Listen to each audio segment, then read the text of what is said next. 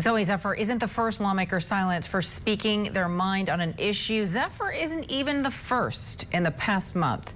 Just a couple weeks ago, we saw the same thing happen with the Tennessee Three. Three Democratic Tennessee State House members protesting on the House floor against gun rights. Now, two were expelled, but have since returned to their seats. Both of these votes to censure or expel fellow lawmakers came from Republican-led houses. Could this be a growing trend of retaliation at the state level of government? Or is it a necessary use of power in order to maintain order?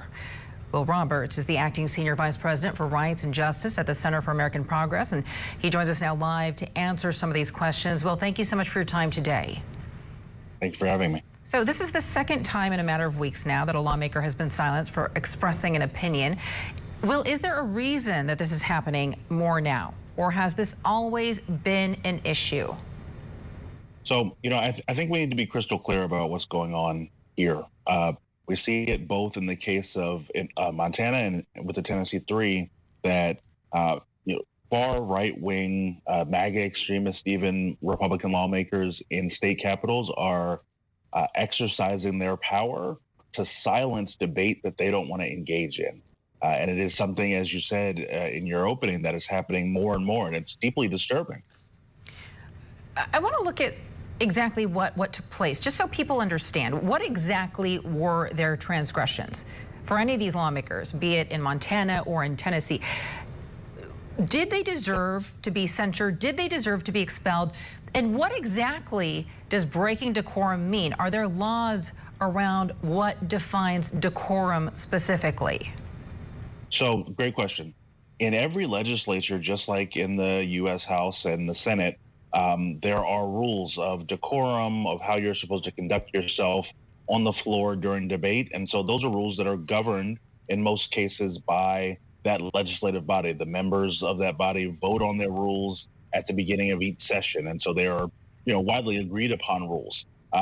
Your question about what is decorum is interesting, because you hear in both of these cases the straining that the speakers and the leadership in Tennessee and in Montana have used to say that these members were breaking decorum, but there are sort of graduating levels under legislative rules normally of sanctions. And so in Tennessee, for instance, in past cases, there was actual investigations that went forth before members were brought up to be expelled. There were hearings and evidence brought forth. There's the option to censure a member, which is to discipline them, sort of, put a slip in their record to show that they were disciplined. Expelling a member or silencing a member for the session is an egregious overreach, considering what we're talking about here, which is members speaking up about legislative issues, gun violence, and combating that in Tennessee, and gender-affirming care here in Montana, that the leading Republican legislatures just didn't want to deal with.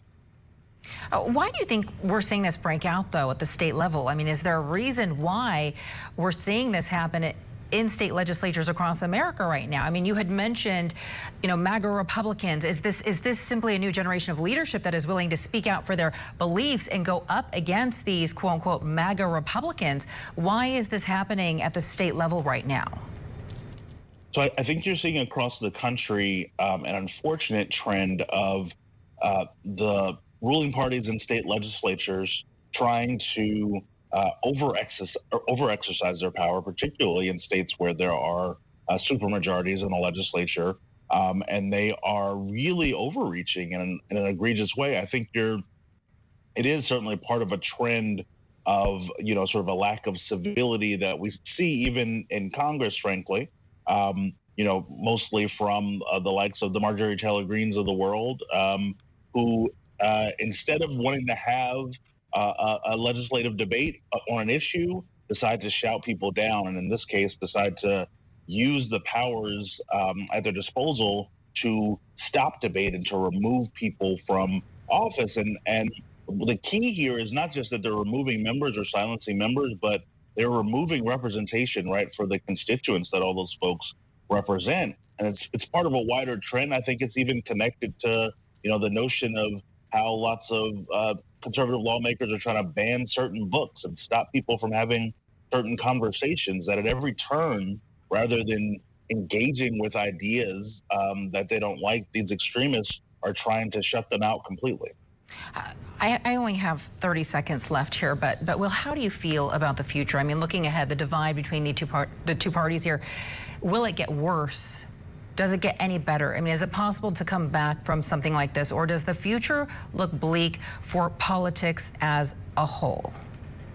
Well, you know, the thing that I take heart in is the fact that in each of these cases and many others, these lawmakers who are standing up for these important fights and conversations that we have to have are speaking for a vast majority of young people, folks who are showing up at state capitals, who are asking for reform to take place, even as legislatures are trying to shut debate down. So I'm taking some hope in the fact that there is renewed vigor around some of the things that are going to make us a whole and inclusive democracy.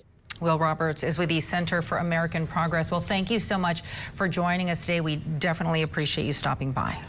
Thanks for having me.